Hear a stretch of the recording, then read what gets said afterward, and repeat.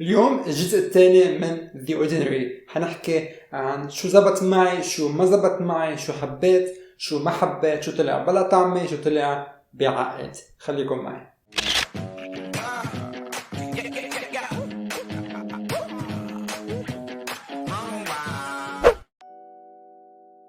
أول مرة بتحضروني؟ أنا جوزيف، أنتوا على سكين فيتس. سكين فيتس هي مجموعة تمارين بعملها على السوشيال ميديا، على اليوتيوب وعلى انستغرام، لحتى أعلمكم كيف فيكم تعطونا بشرتكم تتوصلوها لأحسن محل فيها توصلوا. إذا أنتوا بعد ما سمعتوا عن The Ordinary، ما بعرف وين كنتوا عايشين. The Ordinary هي شركة أخذت كتير ضجة هيدي السنة بالعالم العربي، لأنه أسعارها أول شيء خيالية، وهدفهم هو أنه يوصلوا العناية بالبشرة لكل العالم، لحتى يفهموا العالم شو هو كل شيء تحطوا على وشكم، شو مكون، شو مكونات بكل شغلة، ولحتى نعرف أنه ما لازم ندفع أسعار خيالية على برودكتس لوجهنا لحتى نلاقي نتيجة فعالة. أنا صار لي سنة بستعمل The Ordinary، وفي أساس ما في عيش من دونها، نفعتني كتير، عملت لي نتائج بتعقد، وفي أساس ما برجع بشتريها. بهيدا الفيديو حخبركن عن كل شيء استعملته منهم، شو المفروض يعمل، إذا نفعني أو لا، وإذا برجع بشتريه أو لا. إذا بهمكن تعرفوا كيف فيكم تستعملوا البرودكت ومنين فيكم تجيبوهن، حضروا الفيديو الأول اللي حطوا على جنب، حطوا كمان تحت بالديسكريبشن، حضروا ورجعوا لهون. تعالوا نبلش. أول برودكت حكي عنه هو الريتينول، وأنا عندي ريتينول 1% in squalane. الريتينول أو الفيتامين A هو أكثر مكون مدروس علميا، صار له سنين في ورا دراسات أنه بيجدد خلايا البشرة. أول شيء كان يستعمل لحل مشاكل حب الشباب، بس بعدين اكتشفوا أنه عنده منافع كتير، ومنها أنه بخفف التجاعيد الخفيفة، إذا عنا فاين لاينز بيروقون، إذا عنا تصبغات كمان بيساعدنا أنه نشيلها، وكمان بخلي البشرة تبين متألقة كأنه فريش، وكتير عنده فوائد قوية. بس يلي بيعملوا انه بخلي البشرة تصير كتير حساسة للشمس، وبخلي البشرة ايام تقشر، وهيدا الشيء بيزعج كتير عالم. في عالم ما فيها تتحمله، حتى اذا عندكم بشرة حساسة ما فيهم يستعملوا. بس كل واحد بشرته غير التاني. انا شخصيا عم بستعمل اقوى درجة من The Ordinary ريتينول تبعهم هو ال 1%، وما حسيت باي ازعاج، ما صار في نشفان، ما صار في احمرار، ما صار في تقشير، ما صار شيء. بس اكيد عم بستعمل معه حماية واقي للشمس، لحتى اكيد انه بشرتي عم تصير حساسه للشمس، فدائما حتى لو بتحسوا شيء دائما استعملوا واقي شمس. وحسب انتم كيف تحسوا بشرتكم، بتحسس او ما بتحسس، فيكم تبلشوا باوطى درجه وشوي شوي تعلوا بالريتينول تبعكم. اما اذا بشرتكم ما بتحمل الريتينول بالمره، فيكم تستعملوا شيء اسمه ريتينويدز، يلي هو الجران اكتيف ريتينويد 5%، وهذا بيعتبر من عائله الريتينول، بس ما في وراه الدراسات الكافيه لحتى نعرف اذا هو فعال مثله او لا. انا شخصيا ما تضايقت من ولا واحد من الاثنين، بس حكمل على الريتينول، لانه مثل ما قلت لكم في وراه دراسات كثير لسنين، بينما الريتينويدز بعده جديد، بيعتبر تكنولوجي بعدها جديده بتنفع، بس بعد ما في دراسات كافيه لحتى نقدر انه نضلني استعمله. نيكست ناينسيناميد ان زنك. هيدا البرودكت انقذ لي بشرتي، حسيت انه تغيرت كومبليتلي، ما في يعيش من دونه، هلا خلص وما عارف يعيش من دونه. وظائفه هن انه بيحمي من الحبوب، بيصغر منظر المسام، وثالثا بيوحد لون البشره. بالنسبه إلي اكثر شيء نفعني انه خفف منظر المسام. هيدا حسيت باهميته بس خلص، لانه بشرتي تعودت عليه وكثير حبته، لانه صغر لي المسام. بس وقفته حسيت انه مسامي رجعوا مثل ما كانوا، حسيت انه بشرتي مش مرتاحه وكثير مشتاق له، لازم اشتريه باسرع وقت. Next salicylic acid 2%، وهيدا انقذ لي منخوري من الرؤوس السوداء. بس استعملته اختفوا الرؤوس السوداء من منخوري، لانه نظف لي المسام من تحت من جوا، وشل لي كل شيء وسخ جواتهم، كل شيء كان معلق بنطفه، ما في يعيش من دون هيدا. Next azelaic acid 10%، وهيدا الازاليك اسيد بنوصف بالعادة اللي عنده روزيشا، يعني احمرار بالبشرة، وكمان بيعتبر مضاد للالتهابات ومضاد للبكتيريا. بس مشكلتي معه كانت بسيطة، ما كنت حب ملمسه على بشرتي. هلا صار خالص، بس حطه على بشرتي كنت حس انه كأنه عم ينشف لي بشرتي، كأنه مش مريح للبشرة. بس كان عندي شوية احمرار بوجهي وحل لي اياها.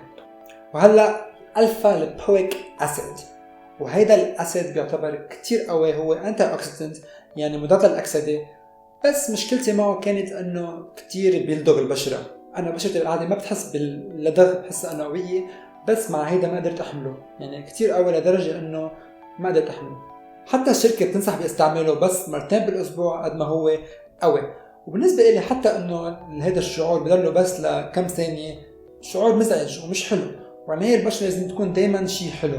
فصار لي سنة عندي اياه وما بعده كأنه جديد، فما اتفقنا. فيتامين سي لاسكوربيك اسيد 8%.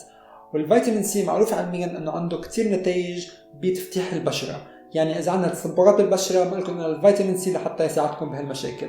هذا البرودكت استعمله بالنهار، كنت حب استعمله بالنهار لانه عنده فوائد. الفيتامين سي بيحمي من اشعة الشمس، بس بعد فترة تحسوا انه تقيل على الوجه وريحته بتضلها موجودة كل النهار وصار ضايقني. فهلا عم بدور على شيء تاني بقدر استعمله بالنهار كفيتامين سي. كمان من الفيتامين سي 100% الاسكوربيك اسيد باودر. والحلو بالباودر انه فينا نتحكم فيه مثل ما بدنا، فينا نحط قد ما بدنا برسنتج على وجهنا. هذا بيمزج مع اي سيروم، فينا نحطه على وجهنا بالليل.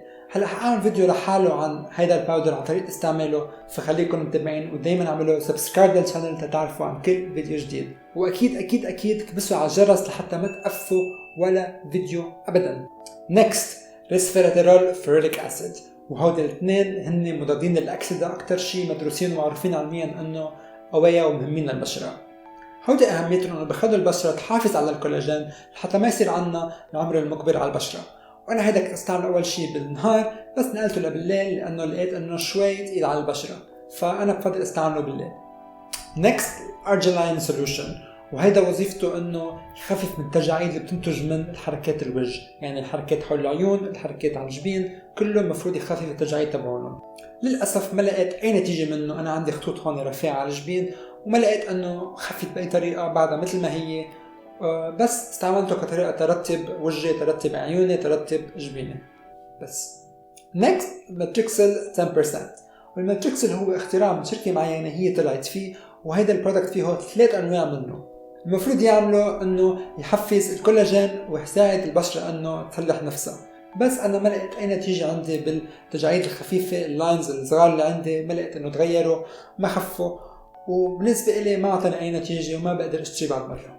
هيالورونيك اسيد 2%، وهيدا ما بيطلع من البيت من دونه، لازم كل واحد منكم يكون عندكم اياه بالبيت تستعملوه بكل يوم.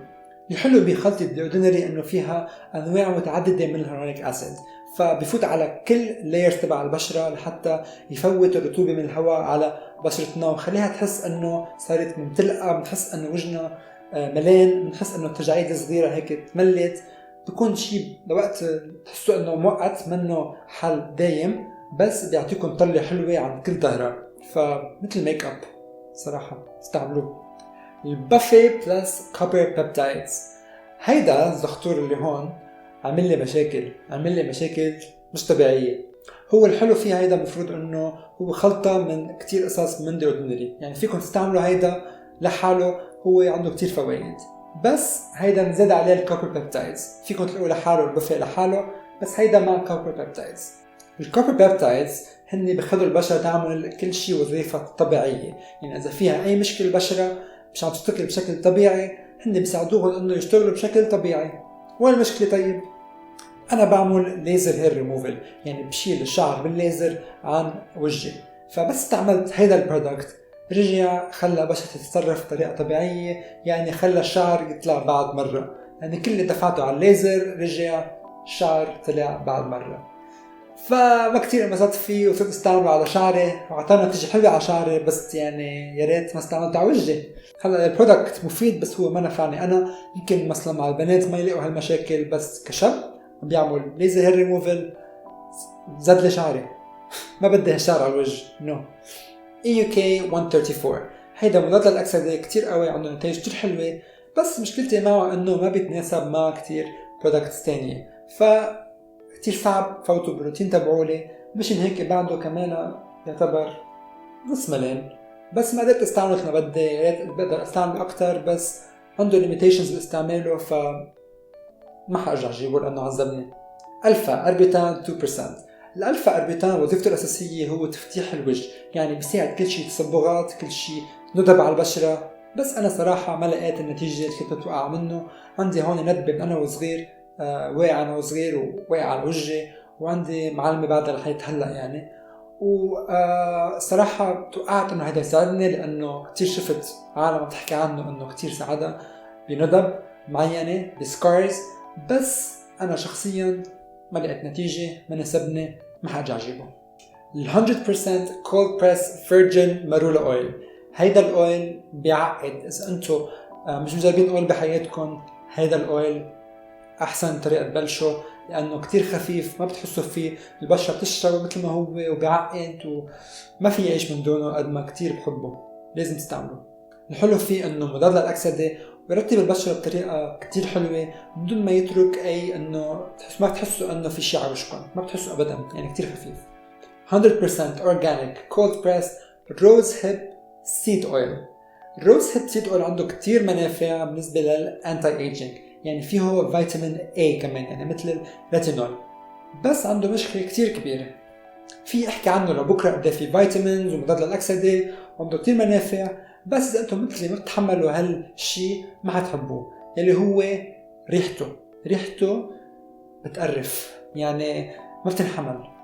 ما قدرت أبدا، يعني بحطها بالليل ونام وعم بحس انه في شيء على وجهي ريحته بشعة، كأنه نبات، كأنه مش حلو، بس منافعه كتيرة، اعطاني نتيجة. بس يعني اذا فيكم تحملوا الريحة استعملوه، اذا لا ما تستعملوه. انا شخصيا ما حاجة اشتري لانه ريحته، وكمان لونه بيترك على المخدة لون اورنج كأنه عم تعرقوا كل الليل، بيترك على ثيابكم لون كأنه حاطين ميك اب، يعني البسوا شيء اسود وناموا على شرشف اسود، لانه اكثر من هيك حيزعلكم الدنيا كلها.